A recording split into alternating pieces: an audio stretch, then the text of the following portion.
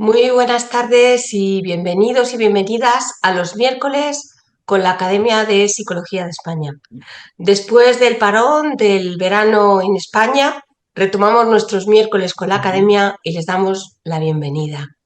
Hoy tenemos la grandísima suerte de contar con la presencia del profesor José María Peiró, catedrático emérito de Psicología de la Universidad de Valencia, académico de número de la Academia de Psicología de España, miembro de la Academia Europea e investigador senior del Instituto Valenciano de Investigaciones Económicas. Muchas gracias, profesor Peiró. Gracias a los académicos presentes, a nuestro presidente y, desde luego, muchísimas gracias a todos ustedes por acompañarnos. De hecho, permítanme dar la bienvenida a nuestros asistentes españoles y a todos los asistentes que hoy tenemos desde otros lugares lejanos del mundo. En concreto, permítanme que dé la bienvenida a nuestros habituales alumnos de la Universidad Católica Boliviana de San Pablo en Santa Cruz. También a nuestros alumnos que se han incorporado recientemente de la Universidad Centroamericana José Simeón Cañas de El Salvador. Bienvenidos, y además quiero transmitirles nuestras condolencias por el fallecimiento de María José Tojeira Pelayo.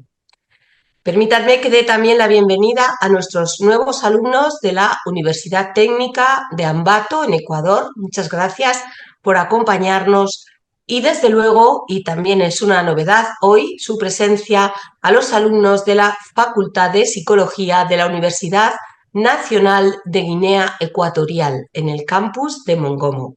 A todos ellos, gracias por acompañarnos, y a todos los responsables, directores de departamento, decanos y rectores que han facilitado que haya esta colaboración con nuestra Academia de Psicología de España. Gracias a todos por esta colaboración. Y, por supuesto, como no puede ser de otra manera, pues a nuestros habituales asistentes de México, Costa Rica y de la Fundación Martínez Hermanos de Guinea.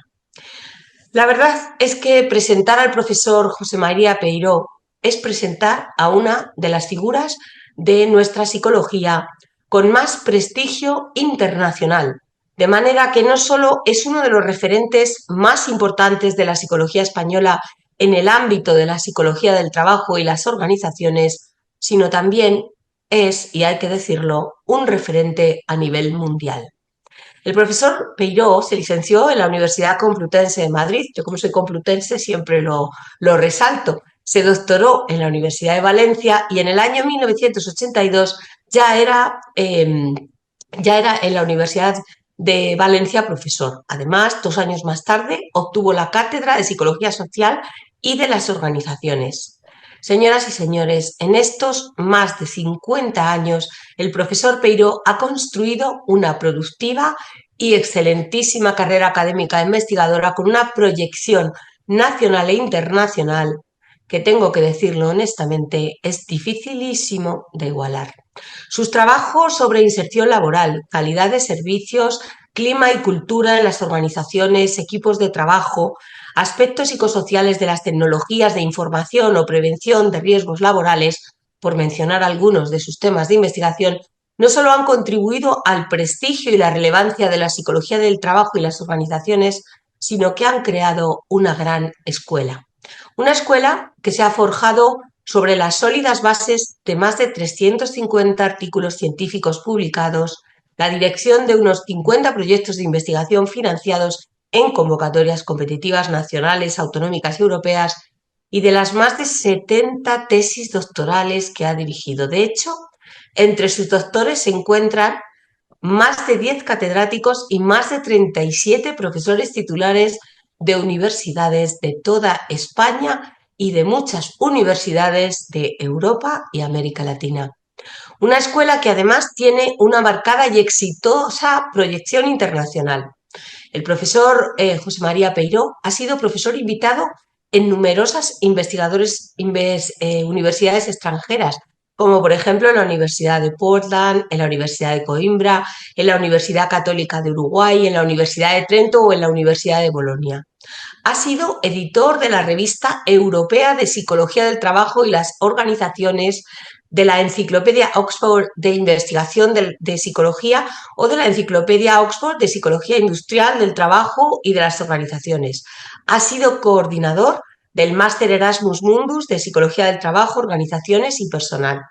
Pero además ha sido presidente de la Asociación Europea de Psicología del Trabajo y de las Organizaciones y presidente de la Asociación Internacional de Psicología Aplicada, que por cierto, la IAP organizará y celebrará su próximo congreso del 21 al 25 de julio del 2026, el año que viene, en Florencia. Y desde aquí queremos animarles a que presenten sus comunicaciones lo más rápidamente posible. Además de presidente de la IAP, la International Association of Applied Psychology, también en esta asociación ha presidido su división de psicología de las organizaciones. Bueno, esta ingente labor investigadora internacional no le ha impedido, además, desempeñar puestos de responsabilidad en su universidad, lo que es muy valorable. Ha sido, por ejemplo, decano de la Facultad de Psicología de la Universidad de Valencia, director del Departamento de Psicología, primer director de su Instituto Universitario de Investigación de Psicología de los Recursos Humanos, Desarrollo Organizacional y Calidad de Vida, y director fundador de su Servicio de Orientación Laboral y Observatorio de Inserción Laboral o director de su programa de doctorado interuniversitario en Psicología del Trabajo y las Organizaciones. Como reconocimiento a esta fructífera y brillante carrera académica, profesional e investigadora, el profesor Peiró ha recibido numerosísimas distinciones y premios. Por nombrar solamente algunos, ha sido investido doctor honoris causa por la Universidad de Coimbra, por la Universidad Metodista de Sao Paulo, por la Universidad Miguel Hernández de Elche, por la Universidad de Almería, por la Universidad Nacional Federico Villarreal de Lima, por la Universidad de Maastricht o por la Universidad de Florencia, y es miembro distinguido y honorario del Colegio de Psicólogos de Perú. Ha recibido el Premio de Investigación del Consejo Económico y Social de España, el Premio José Luis Pinillos a la Excelencia e Innovación en Psicología de Psicofundación, el Premio por Contribuciones a la Psicología Aplicada de la Sociedad Científica Española de Psicología Social, el Premio Aristóteles de la Federación Europea de Asociaciones de Psicólogos, el Premio de la Sociedad de Psicología del Trabajo y las Organizaciones de Estados Unidos, el Premio Fukuhara de Investigación del Consejo Internacional de Psicólogos, el Premio de Investigación Joan Vicente Viqueira de Ciencias Sociales o el Premio a la Contribución de toda una vida de la Asociación Europea de Psicología del Trabajo y las Organizaciones. Él siempre me dice que no diga todo, pero yo le digo siempre por no haber hecho tanto, porque ya la verdad es que es difícil presentarle y no, créanme que no se lo he contado todo, pero bueno, al menos se pueden ustedes imaginar ante quién están. Así pues, es un honor y un placer presentar al profesor José María Peiró y su conferencia La psicología aplicada en el siglo XXI. Nadie mejor para hablarnos de retos y oportunidades. Cuando quiera, profesor. Muchísimas gracias. Bueno, buenas tardes. Muchísimas gracias a ti, Maripaz, compañera académica y amiga, por esta presentación que me apabulla un poco. Bueno, sé que la haces con amistad, cariño y con muy buena intención y muy buen ánimo. Así que muchísimas gracias. Quiero agradecer también la oportunidad que me da la academia de precisamente impartir, bueno, lo que podríamos decir, esta lección inaugural del nuevo curso de los miércoles de la academia. Para mí es todo un honor y un placer. Y quiero saludar y dar la bienvenida primero a los compañeros académicos que nos acompañan y junto a ello también a todos los participantes, todos los asistentes, tanto de nuestro país como de Latinoamérica y de todas las partes del mundo en que se conectan. La verdad es que estoy encantado de ver que hay un amplio número de personas que están interesadas en los miércoles de la academia y bueno, sin más dilación voy a compartir la presentación y bueno, pues vamos a empezar. Vale. Bueno, pues como ha dicho la profesora Maripaz, el título que he elegido para esta charla es La psicología aplicada en el siglo XXI, retos y oportunidades.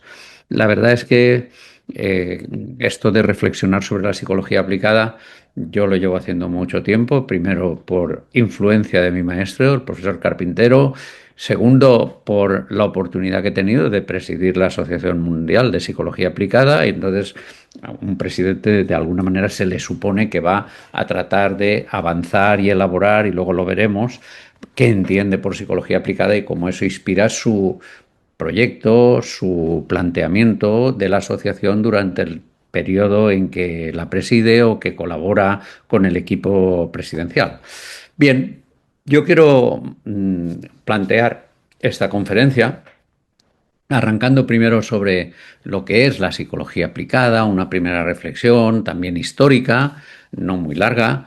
Después, y basándome en la aportación del profesor Carpintero y también del profesor Robert Roux, que los dos han tenido la visión de entender y de conceptualizar la psicología aplicada como un paradigma de la psicología. Yo he encontrado que este concepto es muy fructífero y que da mucho juego para analizar dónde está la psicología aplicada hoy en el mundo y qué retos tiene. Yo en concreto voy a tratar de caracterizar ese paradigma. Por una parte, lo voy a caracterizar analizando cuatro notas específicas de la psicología aplicada sobre cómo es el conocimiento científico de esa disciplina científica, cuál es la naturaleza del conocimiento científico. Cuando me refiero a la psicología aplicada, lógicamente no estoy refiriéndome solo a la psicología del trabajo y de las organizaciones, que es mi ámbito de actuación, sino a todos los ámbitos que son inmensos. La división, la Asociación Internacional de Psicología Aplicada tiene 18 divisiones, pero hay más ámbitos de la psicología aplicada. Bueno, estoy buscando esos aspectos comunes, la comunalidad de todos esos ámbitos para caracterizar en cómo es la psicología aplicada y qué retos tiene en el siglo XXI.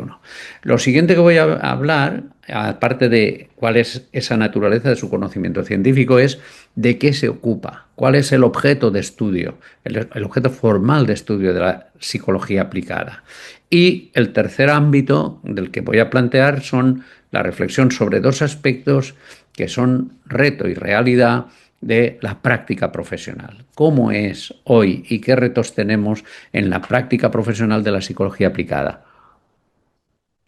Para terminar, realizaré unas consideraciones finales sobre esta problemática. Bien, vamos a empezar por el principio. Bueno, ¿por qué reflexionamos sobre la psicología aplicada en el mundo actual? Bueno, pues primero porque estamos en un entorno de muy fuertes transformaciones, tanto en el nivel global como en los niveles locales, y esas fuertes transformaciones influyen en gran medida sobre lo que es la vida humana, el comportamiento de las personas, la realidad de las sociedades y muchos aspectos que tienen que ver con las personas y con las sociedades. Y en ese ámbito, la contribución de la psicología aplicada ha sido y debería seguir siendo fundamental. La psicología aplicada, dejémoslo ya claro desde el principio, no consiste únicamente en aplicar teorías y conocimientos empíricos y leyes que se hayan encontrado en la investigación básica. Eso puede ser muy útil y, lógicamente, en la medida en que lo es útil y relevante, lo vamos a tomar en consideración. Pero no es suficiente por mucho que avancemos. La psicología aplicada requiere investigación contextualizada para encontrar soluciones a los problemas que hoy tiene planteados el mundo y, por lo tanto, y la sociedad y las personas. Hemos de ser conscientes de que hay muchos tipos de investigación. Está la investigación básica, está la investigación aplicada, está el Research and Development, está la investigación translacional, está la investigación de evaluación y todo eso sobre sujetos, sobre grupos humanos, otros agentes. ¿Qué quiero decir con otros agentes? Bueno, para empezar, quiero decir, por ejemplo, entidades e instituciones que tienen comportamientos colectivos, como puede ser cuando una universidad firma un convenio con otra entidad. Allí el comportamiento es de la universidad como ente jurídico y ente social, aunque el comportamiento material de plasmar la firma lo sea de su rector o rectora.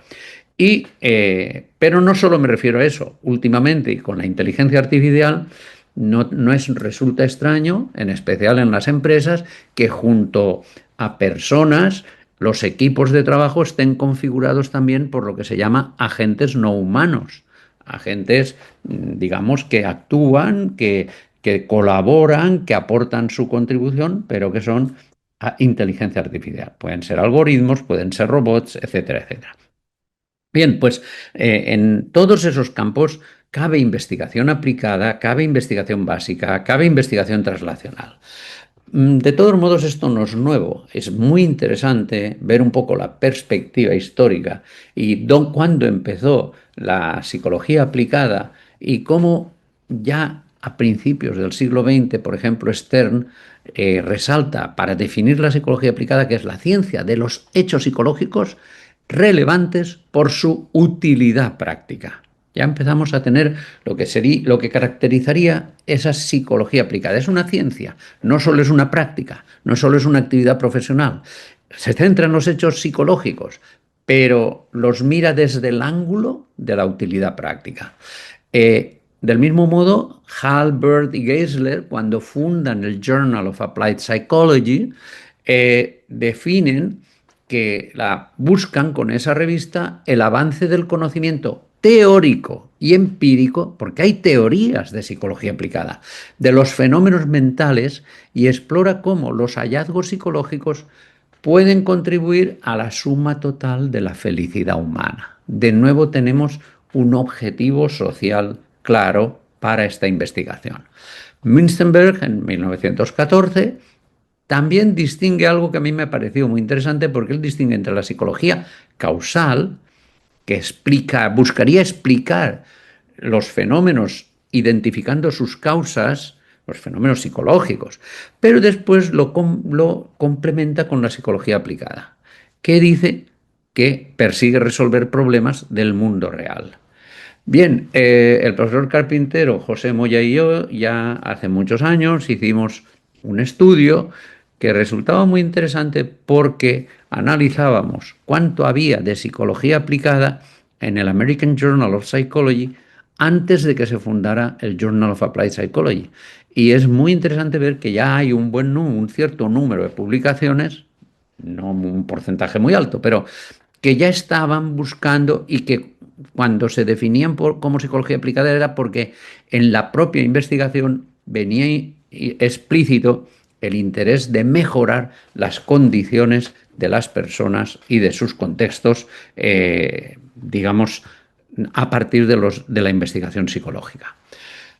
En esa historia no puedo dejar de mencionar que en 1920 se funda la Asociación Internacional de Psicotecnia y es interesante saber que el segundo congreso se celebró en Barcelona en 1921 y en 1955, tras un fuerte debate que duró varios años, la Asociación Internacional de Psicología de Psicotecnia cambia su denominación y se llama International Association of Applied Psychology. ¿Y por qué? Pues porque había miembros en la asociación, algunos de ellos no psicólogos, se llamaban psicotécnicos, pero sin una fundamentación en psicología, que querían poner el énfasis en la eficiencia y en la eficacia de la psicotecnia, de la tecnología en la empresa, la tecnología psicológica. Pero los miembros que lideraban la asociación, ahí estaba Germain, estaban Frisby, pensaban que no se podía desvincular la intervención psicológica y psicológica aplicada de una formación en la disciplina científica de la psicología. Y por eso insistieron que para resaltar que los miembros de la IAP son psicólogos, formados en una disciplina científica e interesados en el estudio de la conducta humana, tal como se manifiesta en la vida cotidiana, no cerrada en laboratorio, sino en su manifiesto, eso era lo que llevó a cambiar la denominación. Ya he dicho antes que parece que cuando uno entra como presidente de la IAP no le queda más, vamos, no le queda más remedio y además tiene mucho interés en entender lo que es la psicología aplicada desde distintos ángulos. Y eso les ha pasado a todos los presidentes que durante el Congreso que han presidido han hecho una Presidential Address y allí han ido abordando temas que son muy interesantes. Wilpert analizó, bueno, Wilpert tomó la iniciativa de que se reprodujeran las actas de todos los congresos hasta del siglo XX, hasta 1990 y tantos, y él analizó los discursos presidenciales. En la primera década, los discursos presidenciales iban más a un enfoque y una aproximación tecnológica, a resaltar lo importante de la tecnología, por ejemplo, los test mentales, pero no solo los test mentales, también la organización científica del trabajo, también el análisis de la fatiga. Todo eso, lo que se llama el paradigma sociotécnico y la aproximación tecnológica, eso es lo que se ponía el énfasis en los discursos de los primeros presidentes. Pero después ya, y claro, en línea con todas la crisis y las tensiones europeas e internacionales, los discursos pasan a analizar preocupaciones sociopolíticas internacionales y cómo eso se ve desde el ángulo de la psicología y qué puede hacer la psicología. Después de la Guerra Mundial, cuando se reanudan los congresos, se vuelve a insistir en la implicación de la psicología en los problemas sociales y no solo en estudios de laboratorio. Y en las últimas décadas del siglo XX está el interés y la preocupación por problemas y cuestiones globales como la ecología, los conflictos entre sociedades y entre culturas, etc. En 2021, yo ya había terminado mi periodo de presidente, que fue desde el 2011 al 2014, pero continuando con mi presidential address que hice en 2014, quise seguir analizando los discursos presidenciales del siglo XXI. Y es interesante ver que en esos discursos se pone énfasis, mucho énfasis, en la internacionalización o la participación internacional, en donde hay que involucrar a psicólogos de todo el mundo, y por lo tanto es muy importante no tener en cuenta solo la mainstream y la investigación de psicología en la mainstream, Estados Unidos, Europa, sino que hay que buscar aportaciones de todas las globales, de todas las partes del planeta. Se insiste también en las cuestiones humanas y sociales, se insiste en la investigación aplicada, multilateral, en el diseño y desarrollo de estrategias y herramientas para diagnósticos e intervenciones y en la práctica profesional basada en la evidencia.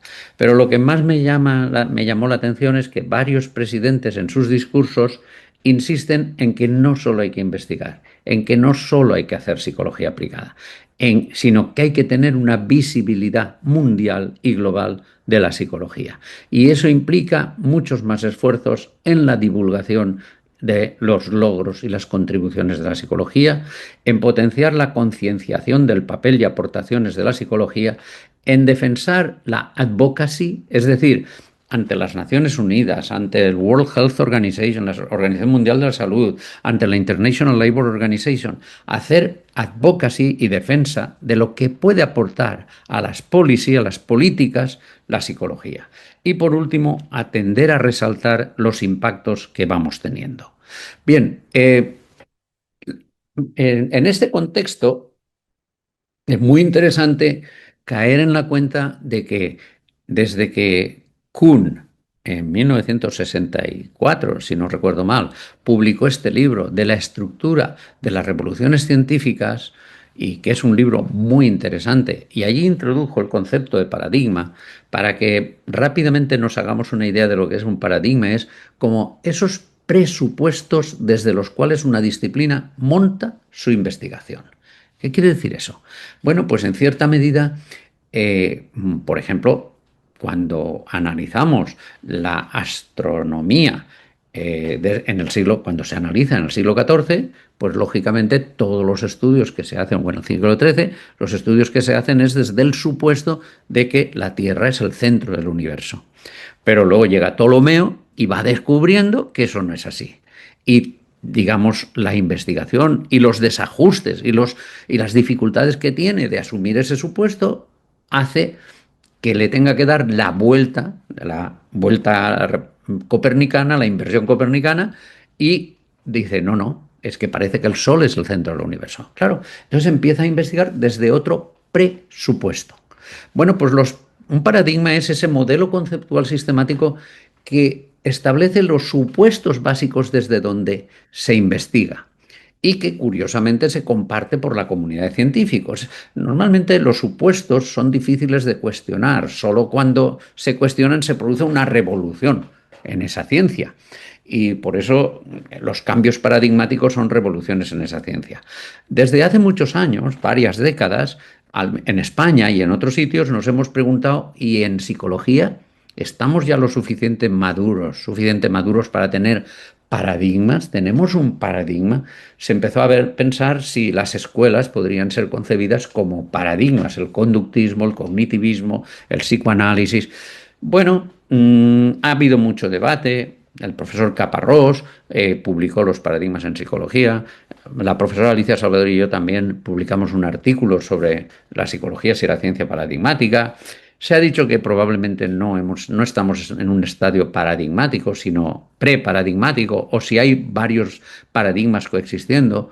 En cualquier caso, lo interesante y la aportación que el profesor Carpintero y también el profesor Robert Roux, porque los dos han ido en la misma dirección sin estar especialmente relacionados, pero el profesor Carpintero ya en el 2002, en su discurso publicado en su en su lección como honoris causa en la Universidad de Valencia, decía que convenía revisar el papel de la psicología aplicada, porque no es mera aplicación. Porque si queremos tener una teoría psicológica que dé cuenta de la vida de las personas tal y como ésta tiene lugar en nuestro mundo, aquí y ahora, esa ciencia psicológica y esa teoría psicológica surge de la psicología aplicada. Entonces él allí dice, la psicología aplicada constituye un paradigma o cuasi paradigma propio, no es el de la psicología experimental, propio dentro del horizonte de los saberes psicológicos, en lugar de verla como una mera aplicación a la práctica de doctrinas teóricas.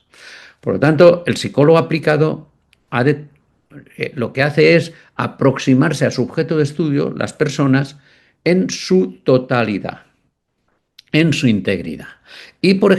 Por lo tanto, el objetivo de la psicología aplicada es identificar el objetivo de esta conferencia, lo que yo quiero es seguir ahondando en ese planteamiento para identificar las características comunes a las distintas subdisciplinas de la psicología aplicada. Y para eso lo voy a organizar en tres aspectos. ¿Cómo es ese conocimiento científico? ¿Qué lo caracteriza? ¿Qué hay debajo y en común del conocimiento al investigar en psicología clínica, al investigar en psicología educativa, al investigar en psicología del trabajo, en psicología de la salud, etcétera? Después, ¿qué caracteriza al objeto de estudio? ¿Cómo nos aproximamos todas esas disciplinas a estudiar nuestro objeto de estudio? Y después, ¿qué aspectos influyen en la práctica profesional y que también son comunes a todas esas disciplinas? Bien, pues este es el objetivo de esta conferencia. Vamos a empezar por cómo es el conocimiento científico y qué supuestos tiene de la psicología aplicada. Y yo voy a resaltar 4 aspectos que son característicos de la psicología aplicada. El primero, la importancia del contexto. El segundo, que es ciencia explicativa, pero también ciencia de lo artificial o tecnología para la intervención.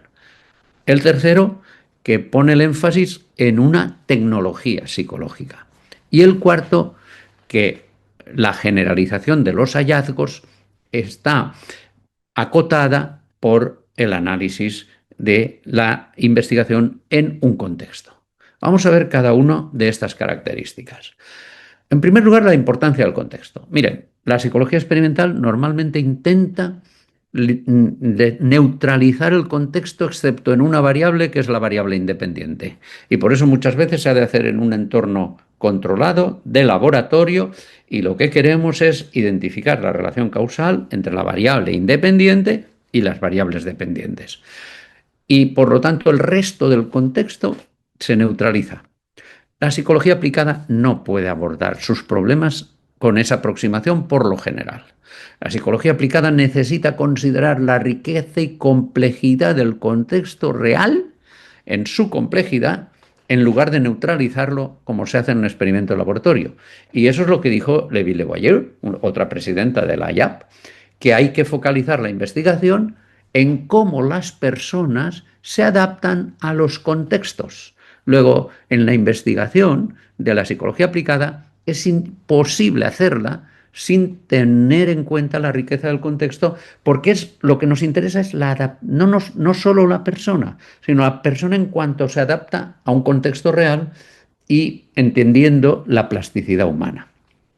Bueno, pues esto es un elemento fundamental.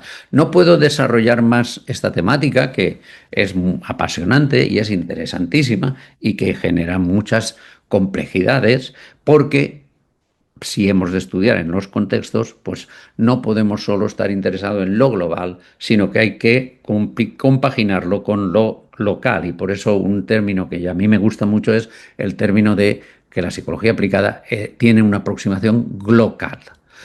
Pero una segunda nota característica de la psicología aplicada es que es una ciencia explicativa, pero también una ciencia de lo artificial. Como ustedes pueden ver aquí, Herbert Simon, premio Nobel de Economía, pero un gran psicólogo, pues escribió un libro que era Las ciencias de lo artificial. Él distinguía que las ciencias de lo natural, la física, la química, se ocupan de las leyes que permiten explicar cómo son las cosas, o si quieren, porque esto está entre comillas, cómo podemos explicar los fenómenos del mundo natural, de la naturaleza. Pero él insistía en la importancia de otro tipo de ciencias, que son las ciencias de lo artificial. Por ejemplo, la arquitectura. La arquitectura, per se, aunque se basa en ciencias de lo natural, pero se centra en lo artificial. Y por lo tanto nos viene a decir cómo tienen que ser las cosas, cómo tiene que ser un edificio, cómo tiene que ser planificación de una ciudad, cómo tiene que ser bueno, toda una serie de elementos que hacen que se produzcan artefactos artificiales y por lo tanto el reto no está solo en entender y en explicar lo que pasa, sino en decir lo que tiene que pasar. ¿Y la psicología aplicada? ¿Qué tipo de ciencia es? Pues combina las dos aproximaciones. La ciencia explicativa, y por eso es muy importante encontrar las leyes que nos ayuden a comprender los procesos psicológicos y mentales en el entorno y la vida humana, pero también es ciencia de lo artificial cuando buscamos desarrollar terapias que ayuden mejor a cambiar la vida humana de las personas que están pasándolo muy mal, o que nos ayuden a encontrar estrategias de aprendizaje que nos ayuden a enseñar ya que los niños o las personas adultas aprendan de mejor manera lo que tienen que aprender para ser competentes en su propia vida.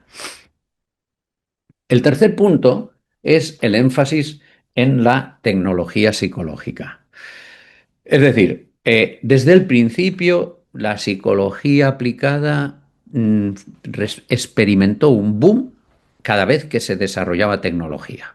Los avances tecnológicos, psicológicos, de tecnología psicológica, son fundamentales para garantizar la profesionalidad, el rigor y la adecuación y la solidez de las intervenciones profesionales. Por ejemplo, el desarrollo de los test psicológicos con Binet y con los continuadores, fue un gran desarrollo muy potente y con ello se impulsó de manera enorme la investigación y la práctica profesional y la aplicación de la psicología con los instrumentos psicotécnicos. Lo cual quiere, y no, vamos, nada que decir de cómo esto está ahora en un proceso de fortísimo desarrollo a través de los usos de la digitalización. Podemos ver el desarrollo de muchísimas aplicaciones que son tecnología psicológica más o menos validada, más o menos evaluada, y ahí tenemos el reto de que se evalúe y de que se determine si de verdad es basada en la evidencia y si de verdad hay evidencia suficiente para que eso se pueda utilizar después en la práctica profesional. Por lo tanto, digamos, la tecnología es fundamental para que los profesionales puedan tener efectos de más amplio y eficaz alcance. El último aspecto que quiero resaltar sobre el conocimiento, como ven, son pinceladas, pero es que si no la conferencia no podríamos llegar al final.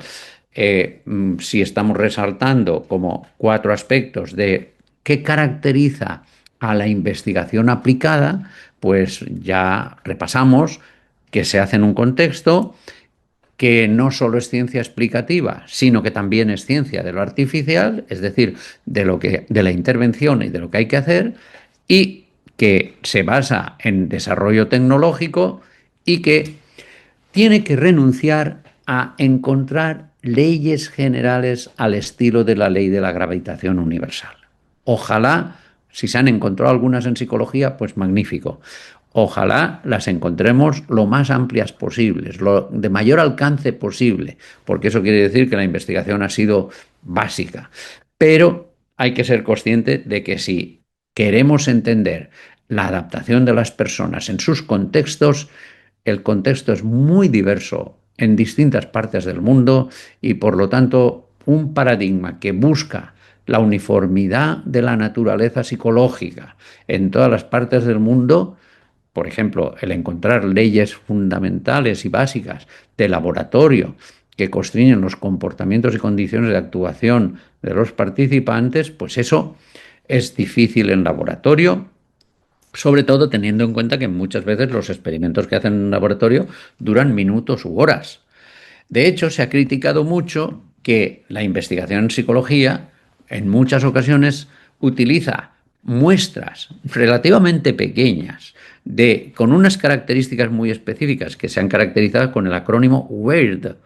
Western es gente del occidente, educadas, industrializadas, de países ricos y de países democráticos.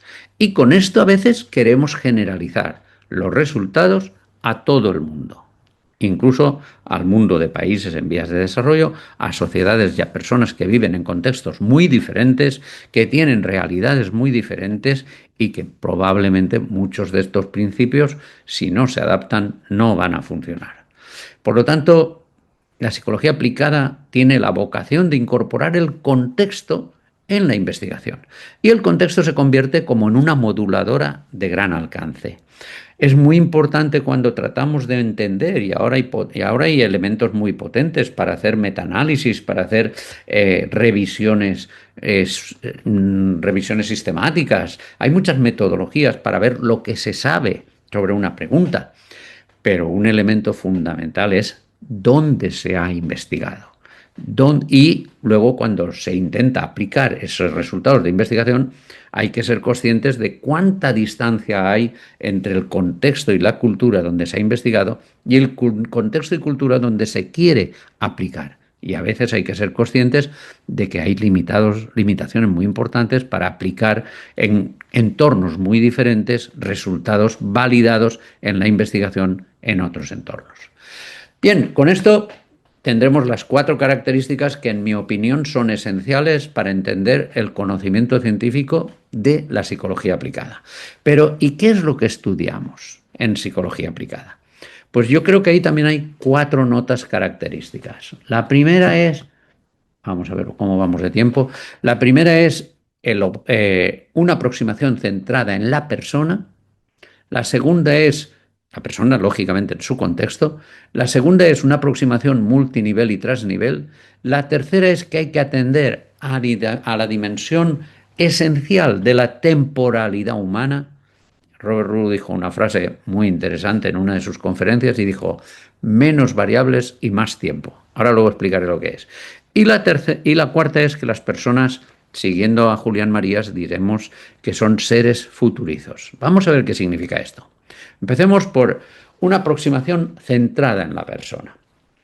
Ya Stern dijo que la psicología aplicada tenía que analizar a la persona en su integridad, a esa totalidad viviente, individual y única, que tiene objetivos, que está abierta al mundo que le rodea, que tiene sentimientos y que tiene experiencias vitales. Luego, ya estamos hablando de una persona en su totalidad y en su entorno. Ortega, en ese sentido, es clarísimo. No podemos entender el yo si no entendemos las circunstancias y no podemos salvar al yo si no salvamos las circunstancias. Vygotsky insistió muchísimo en los individuos como seres sociohistóricos que viven en un mundo humano y social y que ese mundo y la cultura que le rodea va a configurar incluso sus estructuras mentales, va a configurar incluso sus procesos cognitivos. Y algo más reciente, pues Weiss y Rapp han desarrollado lo que llamaríamos una psicología del trabajo centrada en la persona, es decir, una psicología del yo trabajando. Nosotros, en un estudio de revisión que hicimos para una publicación, en un libro de 2014, nos pidieron que analizáramos el desempleo de los jóvenes desde una aproximación centrada en la persona. Y ahí nosotros ya habíamos hecho muchos estudios sobre desempleo y siempre utilizábamos la variable sujetos desempleados versus sujetos no empleados. Y esa era la variable central para comparar, para utilizar como variable dependiente y ver los determinantes. Pero cuando empezamos a pensar al qué sentido tenía el desempleo en una persona desde una perspectiva integral, se nos abrieron muchas más preguntas. Por ejemplo, entender el sentido del desempleo en las circunstancias y en la trayectoria de una persona hace que nos hagamos las preguntas. Bueno, pero el desempleo no solo es no ir a trabajar. ¿Qué hace esa persona en ese tiempo? Ah, es que no, es que incluso le gusta y quiere el desempleo porque está haciendo un máster. Bueno, eso es muy diferente a una persona que necesita el trabajo para vivir y no lo encuentra. ¿Y qué significa el desempleo en su periodo de desarrollo, en su periodo vital para la persona? Y entonces hicimos este esquema de la persona que queremos entender en la situación de desempleo o subempleo. Bueno, pues tiene unas experiencias subjetivas y que le dan sentido en función del contexto en el que está trabajando, las acciones que hace para afrontar el desempleo, el significado que tiene el desempleo para esa persona. Pero es que además hay que analizarlo a nivel colectivo y no solo individual. Entonces hemos visto que en España una estrategia de afrontamiento ante el desempleo era, en aquel tiempo, y aún sigue siéndolo, el apoyo de la familia que, bueno, pues da cobertura y a lo mejor los hijos pues no se independizan y viven en otro domicilio hasta los 30 y tantos o casi los 40 años. En otros países la manera de afrontar el desempleo es irse a trabajar a lo mejor 2.000 kilómetros de tu domicilio. Luego, las familias, los otros ámbitos de la vida, el trabajo, el mercado laboral, son todo elementos del contexto que nos ayudan, si nos aproximamos de una aproximación centrada en la persona, a analizar a esa persona y sus circunstancias para analizar fenómenos. Y entonces ya el desempleo es un fenómeno mucho más complejo que ya no es una variable, sino que es un elemento de la vida, del vivir de esa persona. Y sobre el tema multinivel y transnivel, este es un tema apasionante pero complejo metodológicamente. Porque, claro, estamos muy acostumbrados y la psicología durante mucho tiempo ha hecho, en especial la psicología positiva y experimental, ha hecho análisis sobre los sujetos y las experiencias de los sujetos. Ya Wundt inició las dos vías, pero la primera era la vía del laboratorio, la segunda era la vía de la Volcker Psychology, que no tenía digamos, estrategias experimentales o de investigación positiva, pero que desarrolló muchísimo. Bien, es muy importante entender no solo los comportamientos individuales, sino los comportamientos colectivos. Y para ello es fundamental lo que en las últimas décadas en metodología ha avanzado muchísimo y es muy valioso, que es el análisis multinivel y transnivel, porque ha permitido ampliar enormemente las preguntas de investigación. De hecho, nuestro instituto, el Instituto IDOCAL, una de las características que tenemos es hacer con mucha frecuencia análisis multinivel y transnivel. Ya en 2008, en este capítulo Stress and Coping at Work, yo replanteé y ya entonces sinteticé las investigaciones que estábamos haciendo para plantearnos el problema del estrés. Eh, Me llamó mucho la atención este dato de Roundtree, en donde dice, en 23 unidades de una organización, 1984, el 87,5 de los empleados con puntuaciones elevadas en burnout no estaban distribuidos al azar entre las 23 unidades, no. El 87% se concentraban, eh, el 50% de sus miembros, en unidades que el 50% de sus miembros estaban burnout. Y entonces esto, claro, ¿qué pasa? ¿Por qué? ¿Por qué es que hay hornos crematorios en las empresas? El 87% de los empleados estaban en unas pocas unidades y ahí estaba, al menos el 50% de sus miembros estaban quemados. ¿Es que hay hornos crematorios? ¿Es que Dios los crea y ellos se juntan? ¿Es que se contagian? Hay un montón de preguntas interesantes para entender el plano colectivo del estrés y no solo el plano individual. Lo más apasionante del asunto es que cuando tú analizas estas cuestiones desde este multinivel, les das a las empresas unas recomendaciones mucho más eficaces que cuando tú solo estudias el estrés de los individuos. Y que entonces te quedas solo diciendo, hágales cursos de esto, haga estrategias de afrontamiento individual, hágales mindfulness, todo eso está muy bien. Pero en una empresa hay que rediseñar los departamentos, hay que rediseñar los sistemas de trabajo. Y por eso no nos interesa solo la apreciación primaria individual, sino compartida del estrés y también la apreciación secundaria. Y eso es lo que hemos llamado el clima de estrés. Pero es que además hemos visto que también hay un clima afectivo emocional, colectivo. La gente se contagia a las emociones. Y también hemos visto que hay estrategias colectivas de afrontamiento y no solo individuales.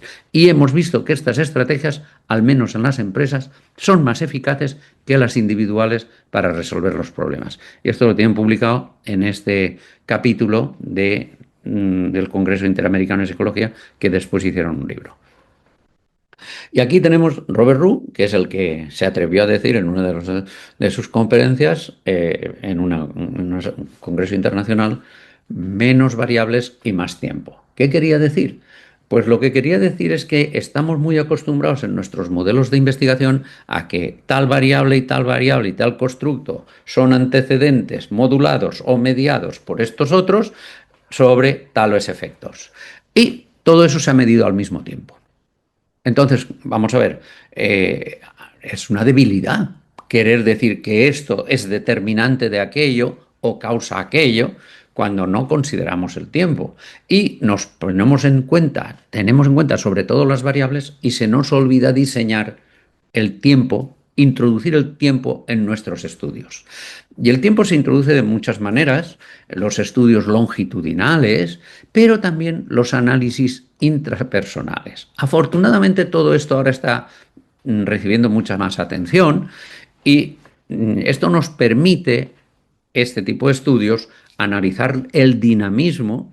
En España, por ejemplo, en Psicología del Trabajo, el profesor Vicente González Romá y su equipo en nuestro instituto están desarrollando este tipo de cuestiones y, por ejemplo, el profesor José Navarro también está trabajando mucho en estos temas, y sobre todo en el cambio intrasujetos, y todo esto nos lleva a reconceptualizar el concepto de estabilidad en la investigación psicológica. Hay un tema que a mí me apasiona y que hoy mismo he estado contrastando con el profesor González Romá, porque me interesaba mucho que comentar bien, pero ha de ser un flash, las diferencias que hay entre las investigaciones between subject, entre individuos, y las investigaciones intraindividuales. Miren, este es un ejemplo que pone Hamaker y dice, vamos a ver la relación entre el número de palabras por minuto que unas personas tipografían y el porcentaje de errores. Bueno, cuando se hace un análisis transeccional y transversal, solo transversal, pues vemos que hay una relación ligeramente negativa. A más número de palabras, menos porcentaje de errores. Pero vamos a ver, esto es juntando a todos los sujetos que hemos estudiado. Pero vamos a separar sujeto por sujeto. Y vamos a ver ese sujeto cada sujeto a lo largo del tiempo, cuántos errores hace y cuántas palabras por minuto escribe. Pues curiosamente, la mayor parte de los sujetos uno a uno, cuando vamos midiendo varias veces en ese mismo sujeto su experiencia, vemos que la relación es positiva. Cuantos más palabras por minuto, pues más porcentaje de errores. Y eso se ve así. Pero fíjense qué pasa si queremos hacer un análisis entre sujetos. Pues cuando queremos ver un análisis entre sujetos, sobre todo si cogemos el promedio de los errores que este sujeto ha ido cometiendo a lo largo del tiempo, pues entonces resulta que los promedios nos dan entre sujetos una relación negativa. A mayores tipos, menos palabras por minuto y viceversa, a mayores errores. ¿Qué nos está diciendo esto?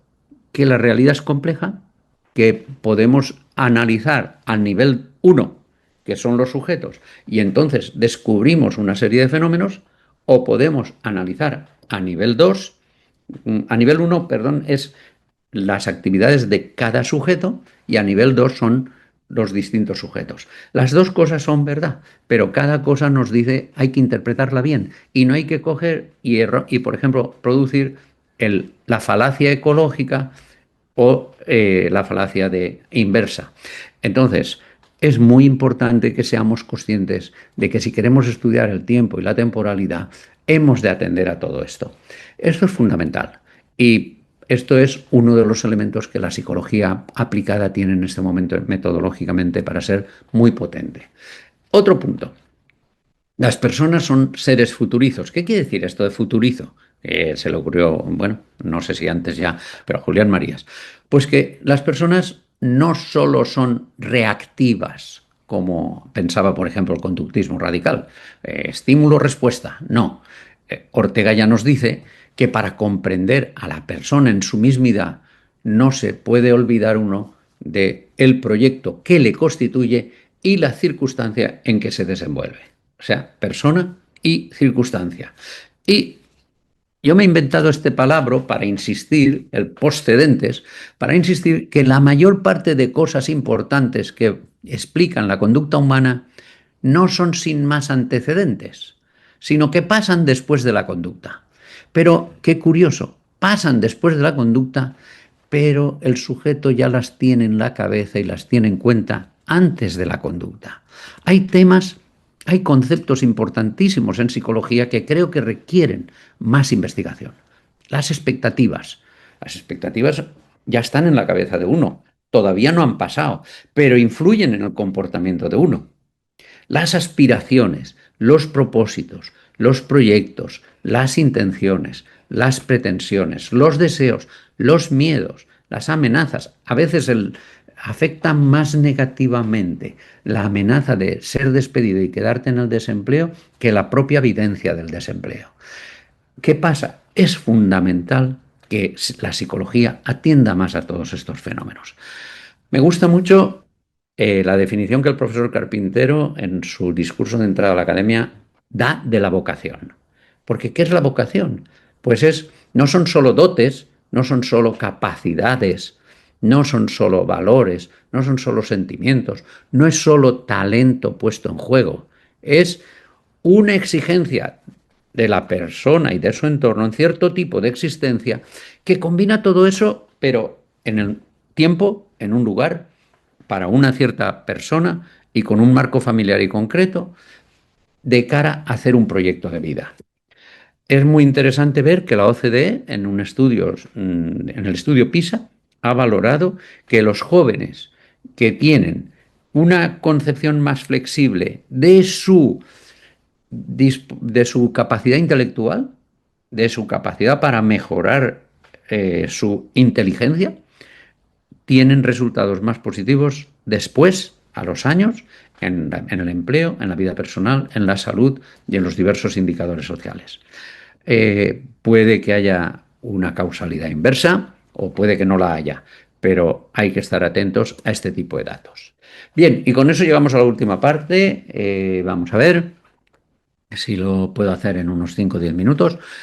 ¿Y Por lo tanto, lo que acabo de decir es, la psicología aplicada aborda el estudio de la conducta humana y de las personas en su entorno de una cierta manera muy diferente a cómo la aborda la psicología experimental. Y eso es lo que caracteriza, me da igual que sea la psicología educativa, que la psicología del trabajo, que la psicología clínica, que la psicología del tipo que sea, del deporte, etcétera. Bueno, pero ¿y qué implicaciones hay para la práctica profesional, en especial en el siglo XXI?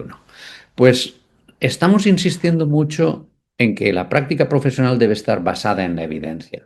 Pero yo no sé si somos conscientes de qué decimos cuando decimos esto. Porque yo veo que hay gente que cuando dice basada en la evidencia, dice basada en la evidencia científica. Pero luego se lía porque cuando va a buscar la evidencia científica, pues se da cuenta de que por mucho que se sepa sobre un tema, no se sabe lo suficiente para dar pautas rigurosas y potentes de cara a tener una práctica profesional que garantice éxito. La evidencia científica tiene mucho campo por recorrer. Lo que se sabe es muy potente, pero hay que saberlo adaptar a las situaciones. Y en eso, tanto Denis Rousseau como Robert Briner, pues han desarrollado un planteamiento que me parece muy interesante. Ellos dicen, la práctica profesional basada en la evidencia tiene que basarse en 4 fuentes de información.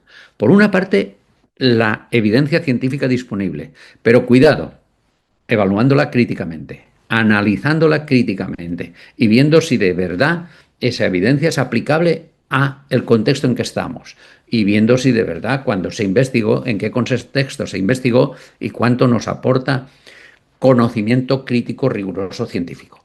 Pero es que además la evidencia, la práctica basada en la evidencia, no puede dejar de contar con la experticia y el juicio de los buenos profesionales. Por lo tanto, eso también es una fuente de evidencia. Y por si fuera poco, hay que tomarse en serio el contexto donde vas a intervenir, porque eso es otra fuente de evidencia.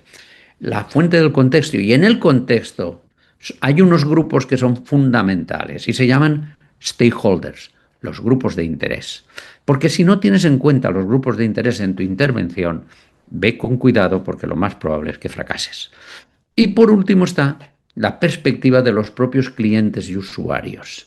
El cliente y usuario en las intervenciones de psicología es, como nos decía, es una obra abierta, es una obra que no está terminada hasta que el cliente y el usuario no participa.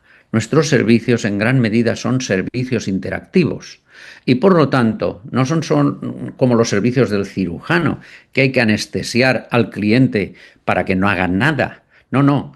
En nuestro caso son servicios como el servicio de un profesional que quiere asesorar a una persona, pero si esa persona no pone en juego, por ejemplo, un profesional, un trainer, un entrenador, si la persona no pone en juego su esfuerzo, su participación, su práctica, pues el entrenador no le va a ayudar en mejorar su forma, porque no se trata solo de ser cliente, se trata de esa interacción y de dar calidad gracias a la interacción entre profesional y cliente. Y eso nos lleva al último aspecto. Y cada vez más no resulta muy eficaz a veces lo que se llaman las intervenciones prêt-à-porter, sino que en muchas ocasiones, y esto en psicología de las organizaciones lo vemos muy claramente, en muchas ocasiones las empresas necesitan diseños de intervención teniendo en cuenta al usuario y también a tu cliente, que puede ser la empresa, y por lo tanto cada vez más se está publicando metodologías y estrategias para hacer intervenciones basadas en el diseño. De hecho, en nuestro máster Erasmus Mundus ya consideramos que la formación no puede ser solo en entrenar tecnologías. En el segundo año, que sobre todo va de entrenamiento profesional, porque el primer año va de investigación, pero en el segundo año, que va de ya no queremos solo entrenar en tecnologías disponibles, existentes, y entrenarles para que se usen bien. Por ejemplo, el modelo de Belbin para desarrollo de equipos. No. Una buena parte de nuestro segundo año va entrenar en diseño de intervenciones, en a psicología aplicada como investigación orientada al diseño. Y es investigación porque hay que diseñar y hay que evaluar lo que diseñas cuando se implanta. Y en ese campo los investigadores necesariamente han de colaborar con los grupos de interés para hacer un buen diseño. Por ejemplo, en la Winter School, que suponen 20 créditos, no, 12 créditos de todo el segundo año, pues nosotros entrenamos en el diseño de intervenciones y para ello, primero que nada, les hacemos analizar los factores contextuales relevantes, entre ellos los stakeholders. Luego les hacemos que hagan una revisión de la literatura y para eso utilizamos una técnica que ha desarrollado el profesor Briner, porque no puede durar una revisión de la literatura un año para poder tener los inputs de lo que se sabe y luego empezar el diseño. En las empresas esto no es posible. Luego hay que hacer State of the Art Rapid Evidence Analysis, Assessment. Es decir, hemos de tener una metodología para identificar rápidamente qué se sabe sobre la cuestión sobre la que queremos intervenir. Otro elemento fundamental es la ética y la equidad y la justicia en la intervención. Y por último, entrenamos en la metodología de intervención y luego en la implantación. Teniendo esto en cuenta, les entrenamos a los análisis de necesidades de los grupos de interés en sus contextos y les pedimos que identifiquen de cada grupo de interés las demandas, los requisitos y las restricciones para colaborar en la intervención. Y después les entrenamos a toda una fase que aquí no puedo entrar en detalle, pero tienen que desarrollar el concepto, aquí está la fase más creativa y más innovadora, tienen que después ir articulando el diseño estructural con los componentes básicos del servicio, tienen que luego elaborar el detalle con los protocolos y los elementos de intervención. Según se van elaborando el detalle de varias partes de la intervención, se van testando prototipos y al final se configura una evaluación que ha de ser piloto y que tiene que tener una implantación piloto y una evaluación piloto. Solo después se puede introducir con escalamiento en el mercado. Y esto es el modelo que tenemos para entrenarles en todo esto, que ha sido desarrollado por el profesor Robert Roux y que además tuvimos la suerte de que él fue catedrático en un instituto tecnológico durante muchos años, en un politécnico. Y claro, allí se dedicó mucho a analizar cómo diseñaban los arquitectos, cómo diseñaban los ingenieros y a buscar cómo eso podía ser útil para los psicólogos. Para terminar, consideraciones finales. Yo creo que la misión de la psicología aplicada en el siglo XXI no puede ser solo mejorar el bienestar de las personas. No puede ser solo. Es un enfoque de mucho más alcance, que es contribuir a una vida personal digna y a sociedades más humanas. Y por lo tanto, el fin último no puede limitarse al bienestar, que es muy importante, sino que ha de perseguir lo que yo vengo caracterizando como bien ser de las personas y de los grupos humanos. Y eso implica poner el foco en la dignidad de la persona y en una vida digna. Se sabe en psicología social y en la investigación social, se sabe que la continua falta de oportunidades de una vida y un trabajo decentes degrada y erosiona el contrato social básico. Y eso hace lo que en inglés se llama que crezca mucho el social unrest, los problemas de convivencia en las sociedades. Y por lo tanto, una sociedad democrática tiene que buscar una vida digna para la mayor parte, si no todos, y que no se quede nadie atrás. Por lo tanto, Adela Cortina eso lo ha dicho muy bien. A mí me encantó una vez que dijo: los políticos se interesan demasiado por el bienestar. El bienestar es una cuestión subjetiva, la felicidad es una cuestión subjetiva. Lo que hay que hacer es un Estado cada vez más justo, en donde se atienda al bien común y se valore el dar, no solo la transacción y la reciprocidad. Y todo eso no se puede hacer solo al nivel individual, sino que es al nivel individual y al nivel colectivo. Yo creo que es importante que los psicólogos tengamos claro, en especial los psicólogos aplicados, que hay que dar prioridad al bien ser sobre el bienestar, porque el bien ser no solo es un estado emocional placentero, una zona de confort, un no estar amenazado por los riesgos y por las demandas y por las incertidumbres, sino que el bien ser es también tener capacidad para ser competente en ese entorno que es turbulento, en ese entorno, y por lo tanto ir construyendo nuestra vida biográfica. Luego, ya no es solo una cuestión de bienestar, que también, pero también de bien ser porque queremos personas competentes y responsables. No solo saludables, que también, pero competentes y responsables. Y el reto está en cada persona tiene que ir encontrando el equilibrio entre su bienestar hedónico y su bienestar eudaimónico. A veces uno se lanza a empresas personales importantes y con mucho sacrificio para tener un desarrollo y una vida con propósito, pero hay que también calibrar los riesgos que eso puede tener si uno no cuenta con los recursos personales y del entorno suficientes y que pueden suponer una crisis personal muy fuerte. Junto a eso, está emergiendo una tercera opción que es muy interesante de la concepción de la felicidad, que es lo que Oishi ha llamado vida con riqueza psicológica y con experiencias novedosas, complejas y con sorpresa y incertidumbre y con momentos transformadores de nuestras perspectivas. Es un tema muy interesante que ayuda a la reflexión y que les invito a que busquen literatura sobre este autor. Ya para terminar, entonces, ¿cuál es la función de la psicología aplicada en sus distintos ámbitos? Pues a mí me gusta utilizar los pilares del aprendizaje que sintetizó Delors y que son esenciales en mi punto de vista para construir una vida que no solo sea una vida biológica, sino que sea una vida biográfica con sentido. El primero, aprender a conocer. La psicología aplicada tiene que ayudar a que la gente sepa en qué mundo vive, interprete y analice ese mundo, vea sus riesgos, vea sus posibilidades, y eso no es solo individual, también los grupos, también los colectivos.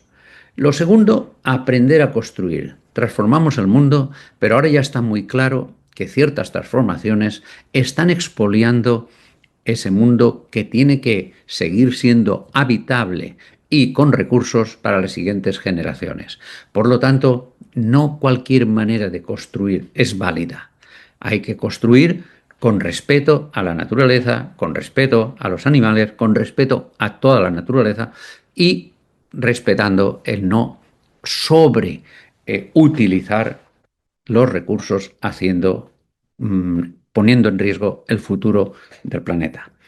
Un tercer ámbito es aprender a convivir, y la psicología tiene que aportar, la psicología aplicada tiene que aportar a convivir, pero no solo individualmente, también colectivamente. Hay muchos grupos sociales, hay muchos grupos de distintas etnias, de distintas culturas, pero cada vez estamos más mezclados, más interrelacionados, compartimos ciudades, compartimos colegios, compartimos empresas.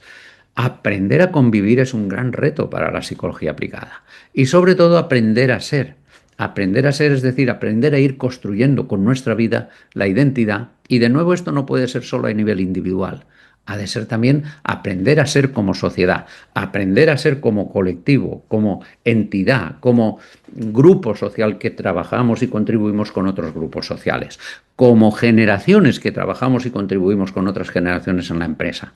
Esto para mí es la verdadera misión en el siglo XXI de la psicología aplicada. Bien, todo esto en cierta medida lo he publicado muy recientemente en el Australian Journal of Career Development, lo tienen aquí, y yo creo que esto da pleno sentido a nuestra labor como psicólogos aplicados y creo que estoy convencido de que muchos están contribuyendo con ello y con su trabajo a que esto sea una realidad. Muchas gracias. Muchísimas gracias, profesor José María Peiró. Como siempre, un privilegio estar en una conferencia tuya. Y bueno, pues estoy aquí intentando recoger todo lo que los compañeros están diciendo en el chat. Desde luego, muchísimas felicitaciones, eso por delante de todo. Muchas felicitaciones, mucho agradecimiento a esta conferencia. Hay varias preguntas, yo voy a empezar por alguna, aunque yo tengo una mía que no me gustaría irme porque sin comentarla, porque me parece que en el fondo está en el corazón de todos. El profesor Elio Carpintero ya está ahí. Ah, bueno, nuestro presidente de la academia es increíble, lo mismo está en una misión de viaje que de repente está ya ahí, así que le voy a dar la palabra porque no sabía si iba a llegar a tiempo, pero veo que sí. Así que le voy a dar la palabra a nuestro presidente Elio Carpintero, que está ahí, cuando quiera. Estoy Presidente. aquí y he estado todo el tiempo y he gozado extraordinariamente de esta conferencia porque, como se habrá podido ver, pues el profesor Peiro, que trabajó conmigo y hemos seguido trabajando muchos años, tiene y recogió algunas de mis ideas, pero ha caminado tanto hacia adelante que es magnífico el poder oír y poder ver los desarrollos globales a que está llegando. A mí lo único que quería subrayar es que en esta conferencia se ve que el psicólogo y la psicología tiene un compromiso esencial, por una parte, con el mundo moral, porque son y estamos manejando y actuando con personas y no simplemente con objetos o individuos más o menos desconocidos, sino con personas cuya biografía y cuyos deseos tenemos que respetar y al mismo tiempo estamos en unas sociedades que por otra parte tienen que ser justas y democráticas para que todo lo que está aquí diciéndose efectivamente sea no una pura manipulación de presiones de unos individuos sobre otros, sino de desarrollo de las personalidades de cada uno. La conferencia ha sido una magnífica ocasión para ver los compromisos que un psicólogo tiene que tener con su mundo y con su sociedad. Y entiendo que a todos los que han estado aquí, sobre todo jóvenes psicólogos, creo que esta es una lección de lo que antes se llamaba no solo ciencia de la psicología, sino también deontología de la psicología. Muchas gracias, José María, por esta conferencia. Muchas gracias, Maripaz, por haberla organizado. Muchas Muchas gracias, presidente. La verdad que no sé si José María quiere decir algo, pues que No, todas muchas las gracias. palabras Que son muchas de las tuyas. cosas que yo he dicho las he aprendido con el profesor Carpintero y bueno, aprendiendo y enseñando. O sea, que es esa especial forma que tenemos nosotros de combinar el aprendizaje y la enseñanza que la verdad yo he disfrutado durante 50 años y tengo la suerte de seguir disfrutando. Muchas gracias. Eh, Muchas gracias, Cierto, presidente. pues. Bueno, aquí hay un montón en el chat, hay un montón de felicitaciones, José María, que te hago llegar de todo tipo, de un montón de gente que sabes que además muchos de ellos te conocen, otros no, pero todos. Por decir alguna pregunta, quisiera remitirme aquí a una pregunta del decano de la Facultad de Psicología de la Universidad Nacional de Guinea, que comenta si a lo mejor eh, quizás dado lo que has dicho, ¿no? Del contexto y eso es tan importante, y lo de la dificultad de establecer leyes universales, y quizá el enfoque de la psicología aplicada debería estar más basado en enfoques cualitativos, ¿no? Y además tiene diferentes me gustas, ¿no? De nuestros propios asistentes a la conferencia. La investigación cualitativa es muy importante y yo soy un convencido de la importancia y la riqueza de la investigación cualitativa, pero en igual o más medida lo soy de la cuantitativa. Yo he, he procurado combinar las dos y cuando se combinan y se hacen sinergias, se obtienen preguntas muy relevantes que solo se pueden responder de forma cuantitativa. Pongo un ejemplo. En España en este momento estamos preocupadísimos porque está aumentando muchísimo la incapacidad temporal por motivos de salud, lo que se llama absentismo, pero que en realidad es una incapacidad temporal. Hice un estudio cualitativo que la gente se lo puede bajar de internet, son 4 folletos o cuatro documentos de unas 80 páginas y hemos analizado muchas cosas, muchas opiniones de distintos grupos de interés sobre eh, qué puede estar explicando que está incrementando tanto esas ausencias del trabajo por incapacidad temporal, por enfermedad. Pero ahí hay muchas opiniones, muy valiosas, porque, como dijo Theophora Merton en el teorema de Thomas, cuando la gente percibe algo como real, al menos será real en sus consecuencias. Luego, saber lo que percibe la gente es muy importante. Pero luego nos ha ayudado mucho que el INS, el Instituto Nacional de Seguridad y Salud en el Trabajo, en España, nos haya dejado entrar en su base de datos, en una sala que se llama Sala Segura, y nos han autorizado a analizar desde 2016 hasta 2023, al final de 2023, 62 millones de episodios de ausencias. Todos los que se han producido, excepto en los funcionarios, porque eso está en Muface, es otra base de datos, todos. Hemos analizado con metodología de Big Data, con metodología multivariada, muchos aspectos de esas ausencias. Y puedo decir que la investigación cuantitativa nos ha dado respuesta a muchas cuestiones. También puedo decir que hemos sabido preguntarle a los datos gracias a la investigación cualitativa. Pero puedo decir que ahora sabemos cosas que antes de la investigación cuantitativa no las sabíamos y que ayudan mucho a los que tienen que tomar medidas y actuaciones, médicos, servicios de salud, empresas, responsables de recursos humanos, trabajadores, sindicatos, patronal, etcétera, hasta los jueces de lo social. Y este informe tiene mucho que ver con eso y en junio recientemente presentamos el informe en el Consejo Económico y Social ante un amplio grupo de distintos stakeholders, distintos grupos de interés. Eso hace que estemos convencidos de que investigación cuantitativa e investigación cualitativa y que lo que hay que hacer es la mayor creatividad, innovación del investigador y luego una buena preparación. Eso es ineludible. Si uno no sabe manejar las técnicas cualitativas y cuantitativas, pues tiene problemas. Esa sería mi contestación. Y si tienen curiosidad, pues yo puedo pasar los links de todos estos estudios. Muchas gracias, profesor José María Peiró. Hay varias preguntas, pero bueno, es imposible que todas tengamos tiempo para hacerlas, pero hay una pregunta también de nuestro académico, el profesor Carmelo Vázquez, que dice, me pregunto si este énfasis en la tecnología psicológica está facilitando que lo psicológico, quizás, y eso no tiene por qué ser malo, sea abordable cada vez más de modo multidisciplinar, haciendo que cada vez más nuestra disciplina sea más porosa a otros ámbitos, la ingeniería, la neurociencia, la psicotecnología, y haciendo que quizás seamos en eso, en nuestra disciplina psicológica, menos localistas y menos provincianos, ¿no? Que es lo que de alguna manera podemos traslucir. Agradezco mucho esta consideración porque es potente y es importante y además, por lo menos a mí me da un poco el... Aquí piden la palabra José Antonio Carrables, te lo digo porque...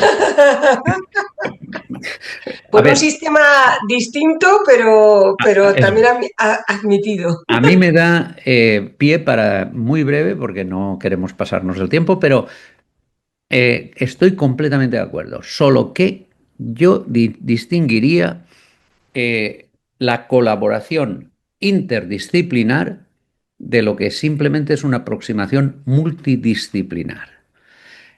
Lo inter, al menos en mi concepción, es cuando colaboramos y colaboramos cada uno siendo muy competente en nuestra disciplina, siendo capaz y haciendo el esfuerzo de entender la lógica de las otras disciplinas y lo que hacen y lo que saben hacer, sabiendo pedirles lo que ellos saben hacer y no querer meterte a ser mini ingeniero o mini no sé qué, y ellos no han de ser mini psicólogos, y solo entonces eso es muy fructífero.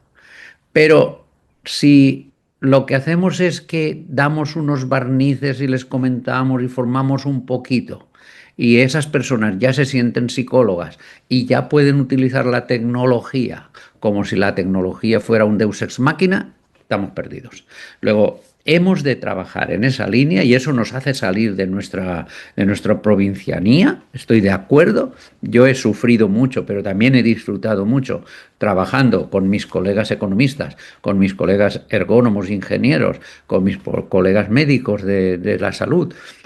Pero muy importante saberle preguntar y saber plantear al experto en su campo de esto y es como los problemas no saben de disciplinas, son problemas, pues somos nosotros los que hemos de saber de disciplinas y colaborar.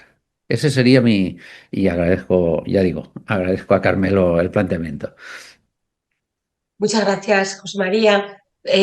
Profesor José Antonio Carrobles, acabo de ver el mensaje porque como había tantos, muchas gracias por intervenir. ¿No se te oye, José Antonio? No se le oye. Tendrá que ponerlo en el chat. José Antonio, no te oímos no sé, supongo que por el micrófono. No, no tiene sonido. Bueno, si no, yo voy a hacerte una pregunta mientras y ya quizá a lo mejor tampoco hay mucho tiempo para más, pero es que no lo puedo evitar mientras viene el profesor Carrobles. Nos has dicho que los avances tecnológicos son importantísimos para los impulsos de la psicología, ¿no? A mí cada vez que oigo lo de avances tecnológicos no puedo evitar, como tú muy bien sabes, por nuestro think tank en psicología del trabajo, que no puedo evitar pensar en la inteligencia artificial, ¿no? ¿Realmente tú crees que la inteligencia artificial va a ser justamente otro de los superimpulsos tecnológicos que van a hacer que la psicología avance de golpe muchísimo? Es lo que piensas? ¿Va a ser uno de esos impulsos agigantados para la psicología? Sí. Y no es que va a ser. Yo diría Es que ya, ¿no? está siendo. Y lo que me preocupa es si somos capaces, los investigadores y los profesionales, y somos conscientes del reto que tenemos, porque igual nosotros estamos haciendo lo de siempre y por allí, sin enterarnos, van a emerger una serie de empresas con profesionales que van a lanzar bueno, pues chats que hacen psicoterapia o que hacen counseling, van a lanzar estrategias. Por ejemplo, el otro día una empresa se me aproximó porque decían, tenemos una herramienta solo basándonos en metadatos de una de las plataformas más importantes de trabajo que se usa ya en muchas empresas y nosotros tenemos ya una herramienta, un algoritmo que nos ayuda a saber las personas que dentro de 6 meses estarán de baja por burnout o depresión. Y ellos aún no lo saben. Y por supuesto la empresa tampoco. Bueno, mm, hay que ver esa herramienta. ¿Y en qué se basa? Bueno, pues la inteligencia artificial puede fijarse en toda una serie de indicios, sobre todo si la persona está trabajando y su trabajo consiste en responder emails, pues puede empezar a responderlos de otra manera, se le pueden acumular más, puede notarse que la extensión del email es menor, no entran en los contenidos que no pueden acceder. Solo son metadatos. O pueden ver que se retrasa un poco a las reuniones, o pueden ver que no sé qué. Hay montones de indicios que si no se analizan, pues no se sabe. Pero entonces, esto va a pasos agigantados. Lo que me preocupa es si los psicólogos profesionales y los investigadores estamos ahí o aún no estamos y no sabemos lo que se está cociendo. Ese es, para mí es, pero que esto está cambiando sin lugar a dudas. Muchas gracias, José María. Este tema nos va a dar para mucho porque Y bueno, indudablemente, y ya que has mencionado el think tank, bueno, yo creo que el think tank tiene aportaciones muy importantes. Una que es accesible clarísimamente es la publicación en papeles del psicólogo, pero otra es, se acaba de lanzar una microcredencial en la Fundación de la Universidad de Madrid, si no estoy mal informado, también sobre esta cuestión, y yo creo que es una base de formación importante y muy necesaria. claro que sí, los que queráis contactar para tener información en este sentido, podéis contactar conmigo. Os dejo mi correo electrónico que es muy sencillo, M de María, P de Paz, García Vera. De todas formas lo podéis encontrar enseguida en la web, mpgvera@psi.ucm.es. Podéis contactar conmigo a través de la academia, como queráis, para pedirme más información, porque estoy viendo aquí que queréis más información de todo, ¿no? Del think tank, de la academia, de la microcredencial, de todo. Entonces, bueno, simplemente deciros que estoy a vuestra disposición. También, si lo queréis, en el WhatsApp, mi teléfono es el 34, que es el teléfono, es el prefijo de España, y luego es 610, os lo pongo aquí si queréis, 610 96 15 90, os lo pongo aquí antes de terminar a todos. Y bueno, pues yo qué sé, creo que estamos iniciando algo que puede ser importante. Esta conexión entre tantos lugares del mundo me parece sinceramente que es algo muy valioso. Creo que distintos países, la psicología va a tener mucho en común y mucho que decir. Creo que hay algo que nos une a todos los psicólogos por encima del país donde estemos, de lo que hagamos. Creo que estos miércoles con la academia lo demuestran. Profesor, todo lo que hay ahí son felicitaciones, como no podía ser de otra manera. La verdad es que ya lo esperaba, no me ha sorprendido mucho. Y creo que sí que vamos a seguir con estos miércoles. También vamos a intentar involucrar en estos miércoles en conferencias a precisamente las personas de las universidades que también están asistiendo, porque sabemos que allí también hay grandísimos profesionales que pueden aportar muchísimo. O sea, que esto vaya a ser un grupo en el que todos aprendamos y en el que todos aprendamos de otro y de otros. Y la verdad es que, bueno, ahora cuando termine, antes de cerrar, escribiré mi correo y mi teléfono por si queréis cualquier cosa, pero para la gente que no necesite nada o no quiera contactar, pues yo quiero terminar dándole las gracias al profesor José María Peiró, pues uno de nuestros grandes de la psicología, pero como siempre, con una sencillez abrumadora, dando ideas importantísimas y de verdad que ha sido un auténtico placer. Y también quiero invitarles, porque el próximo 24 de septiembre hemos cambiado una conferencia que teníamos de la profesora María Isabel Balaguer sobre la autonomía como promotora de vitalidad, que la vamos a hacer en el mes de marzo del año que viene para nuestro programa del 2026, pero la semana que viene, pues nosotros también hemos perdido a una persona muy querida de nuestra academia, que era, pues eso, nuestra querida María Teresa Anguera, una de las grandísimas de la psicología española, una profesora increíble en metodología, ha aportado muchísimo y además era la sonrisa de nuestra academia, porque la verdad es que María Teresa siempre estaba sonriendo y yo tuve el privilegio de conocerla aquí y vamos a hacer un homenaje la semana que viene por su fallecimiento. También les invitamos a todos a asistir y van a participar numerosos profesores poniendo en valor el legado de nuestra querida María Teresa. También será el día 24 a las 7 de la tarde y ahí estaremos, tantos invitados. Y además el 8 de octubre seguiremos con nuestras conferencias habituales y participará el profesor Jesús Rodríguez Marín con una conferencia muy, muy interesante, bueno, yo diría que el profesor Jesús Rodríguez Marín, yo era estudiante cuando ya estaba leyendo sus trabajos de psicología de la salud y él va a explicarnos sobre cuidados psicológicos para los pacientes hospitalizados. Creo que es un tema que merece también muchísima atención por parte de la psicología, así que también el día 8 les esperamos. O sea que las nuevas citas son el 24 de septiembre, nuestro homenaje a María Teresa Anguera, y el 8 de octubre con la conferencia de nuestro académico, el profesor Jesús Rodríguez Marín. Maripaz, y el 1 de octubre, Fernando Chacón.